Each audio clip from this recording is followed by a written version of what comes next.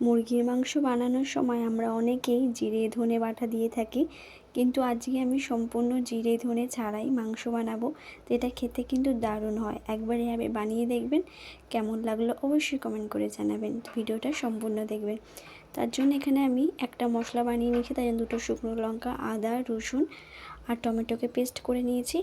এইদিকে কড়াইয়ে পরিমাণ মতন সর্ষের তেল দিয়ে কেটে রাখা আলুগুলোকে ভালো করে ধুয়ে আমি নুন হলুদ দিয়ে কিন্তু ভালো করে ভাজা করে নেব। খুব বেশি লাল করে ভাজা করব না, একটু ভালো করে ভাজা হয়ে গেলে কিন্তু আমি আলুগুলোকে তুলে রেখে দেবো। এবার আমি কিন্তু সেই তেলেতেই সম্পূর্ণ রান্নাটা করব।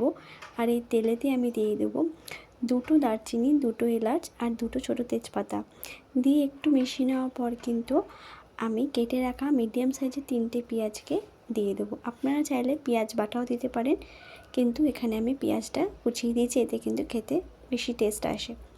তো পেঁয়াজটাকে দিয়ে ভালো করে মিশিয়ে নেব। পেঁয়াজটা যখন লাল লাল করে ভাজা হয়ে যাবে, তখন বেটে রাখা যে মশলা আদা, রসুন, শুকনো লঙ্কা, টমেটোর পেস্টটা দিয়ে দেবো।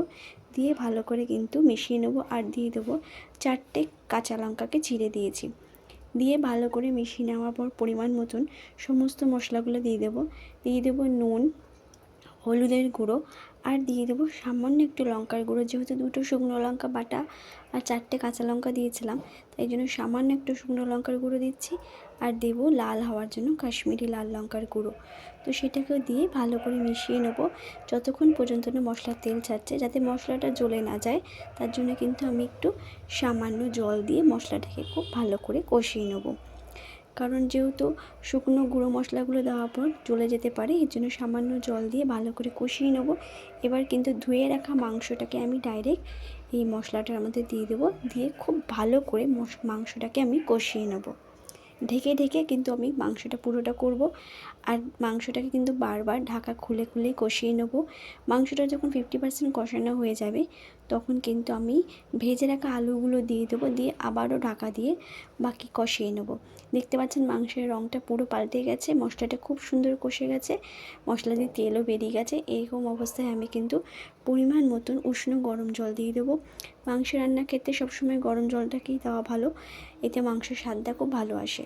তো পরিমাণ মতন জল দিয়ে ভালো করে ফুটিয়ে নেওয়ার পর লাস্টে কাস্তুরি মেথি দিয়ে নামিয়ে দিলেই কিন্তু রেডি হয়ে যাবে দুর্দান্ত স্বাদের একটা মাংস, যেটা খেতে হবে ফাটাফাটি।